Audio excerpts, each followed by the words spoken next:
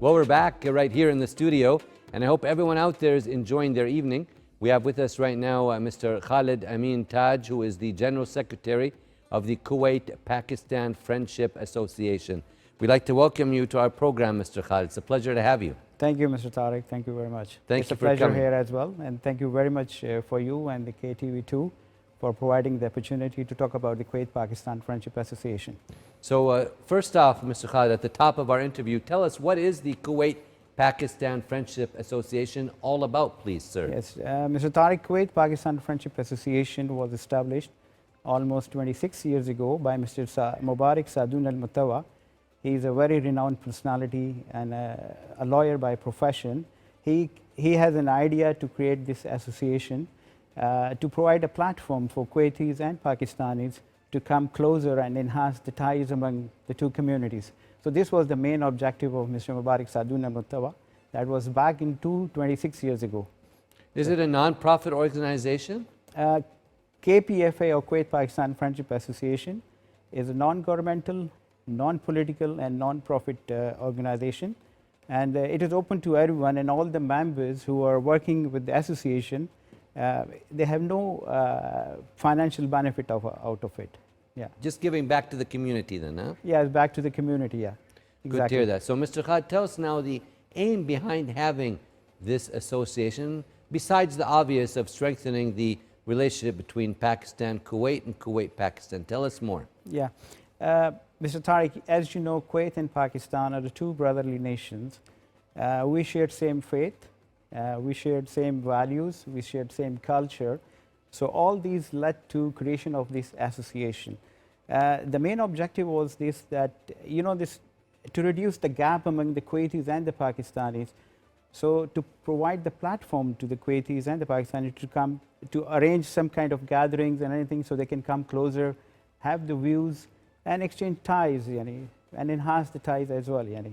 So tell us now, that leads me to my next question. Tell us maybe about some of the social and cultural events that you hosted, please. Yes, our major event, actually, we do host and we do celebrate the National Days of Kuwait and Pakistan. 25-26 is the National Day being the, for the Kuwait, and 23rd March being the National Day of Pakistan. So we jointly celebrate these national days, and by inviting royal families, dignitaries from the Amiri Diwan, the ambassadors, and the executives from the both entities to come and to celebrate these days. So these are the major events. And also we arrange iftar dinner for both the communities at the Mubarak Sadoun al-Mutawa place. So because this provided opportunity for them to come closer. And also we celebrate the birthday of our national poet Allama Iqbal, in which we honor the students of the different academic career and everything. So these kind of activities we arrange in a year, actually.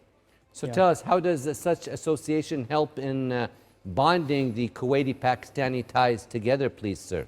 Mr. Tariq, as I mentioned to you, the activities that we host, these are the gatherings and everything which provide the opportunity. So, so in this way, you provide the opportunities for both the communities to enhance, come together, close, and this way enhance the ties between the two nations, actually, and the communities. So this way. So, Mr. Khalid, do you also promote any commercial, economic, academic, and legislative ties of the two countries, sir? No, as I said, that we are a non-governmental association. We don't represent either of any governments. So these are purely government-to-government relations. So we don't do such activities. What about the medical and educational issues? Do you promote such sectors also? Yes. Because Pakistan is well known for its good education system. Exactly. Also for good professional doctors, also medical system. Tell us more. Exactly. KPFA, or the Kuwait-Pakistan Friendship Association, is actively focusing on the two areas. This is the Medical Assistance Committee and the Educational Assistance Committee. And both these committees are headed by the professional from the same field. Like the Medical Assistance Committee is headed by Dr. Aftab, who is a neurosurgeon in the Ibn Sina Hospital. And this committee actually provides consultation, free medicines to the needy people. Likewise, the Educational Assistant Committee is headed by Dr. Ali Ansari, who is a professor at Guest University. So he look after the needy students who cannot afford buy books. So this committee closely working with the local Pakistani school principals to identify the needy students, and then they can buy the books for them. So these two committees are focusing on this. So KPF is actively working on these fields. So, Brother Khalid, tell us a little bit about the members in this association.